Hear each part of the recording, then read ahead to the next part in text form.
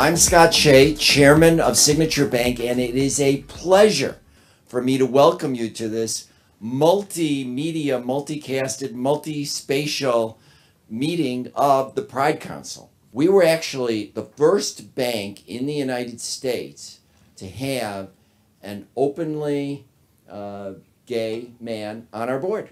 You can Google it. It was Frank Salvaggio.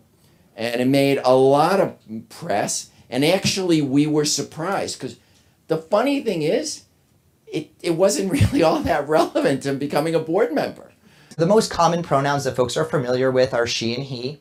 Becoming much more common, and I don't know if there's anyone in the Signature Bank world, but probably you have clients that use they, them as pronouns. They're gender neutral pronouns on purpose. We talked about folks that are non-binary, that intentionally don't identify as male or female. So some of those folks use they, them as their pronouns. Z is another gender neutral pronoun, and the other part of that would be here, spelled H-I-R. And then there's some folks that say, don't use any pronouns for me, just use my name. Gen Z and millennial employees really care about inclusion and diversity where they work. They want to work at a place that is doing it right, that matters to them. They don't want to work at places that feel not inclusive for them and for the people, their other colleagues. Lesbian is an identity term for women who primarily date other women, whereas gay is an identity term for men who primarily date other men. Bisexual is an identity term for people who date men or women. Asexual is a newish term, but definitely gaining traction. Some words that I would suggest you typically avoid. One my mom could never get right is transgendering. So if somebody is changing from one gender to the other, they're going through a transition or they're transitioning. They're not transgendering. Transgendering is not a verb.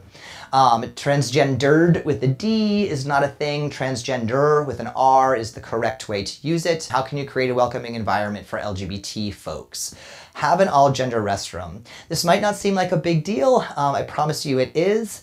Any single-stall bathroom, there's really no reason that it should be male or female. I think there's a big disparity between the investments in Black-led companies than other companies. We want to help close the Latino wealth gap. I want to be able to help them build generational wealth.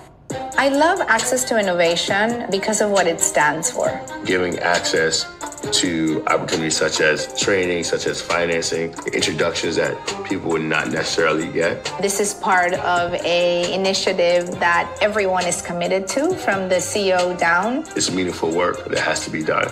My name is Beatriz Acevedo. I'm Dave Salvan, and I'm happy to be a part of Access to Innovation.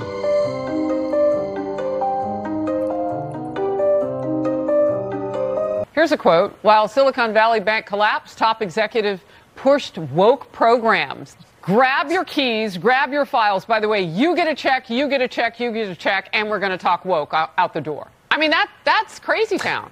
I feel bad for all these people that lost all their money in this woke bank. Who knows whether the Justice Department would go after them. They're a woke company, so I guess not.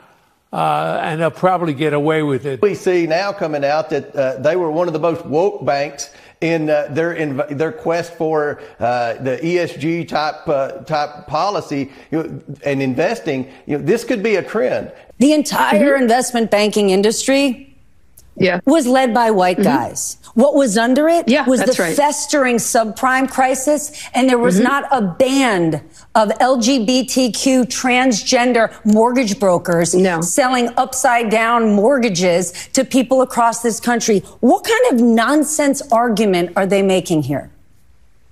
It's nonsense argument. When I saw that, I was shocked. And the same thing that Comer was saying, he's completely ignorant. Silicon Valley Bank, for a long time, it was a joke in the Valley that it was all men that were running it. A lot of women VCs wanted to get on the advisory panel and they were locked out. They never got on it. There was nothing woke about this bank. It was very, I would say libertarian, maybe, if you had to pick something, but not particularly political. This was about bad investments or investments they held on to. The question is whether the people who run SVB saw it coming. The CEO, a man called Greg Becker, apparently sold more than $2 million in bank stock over the last 2 weeks. According to the site Unusual Whales, several other high-level employees of SVB, including Chief Marketing Officer Michelle Draper, Chief Operations Officer Phil Cox, General Counsel Michael Zuckert, all sold significant amounts of stock in SVB this year. Did those employees know their bank was in trouble? We don't know. And once again, where were the regulators? We're supposed to prevent this. Once again, we don't know. And the business press is supposed to be telling ordinary people what's happening with business? Apparently, nobody noticed anything.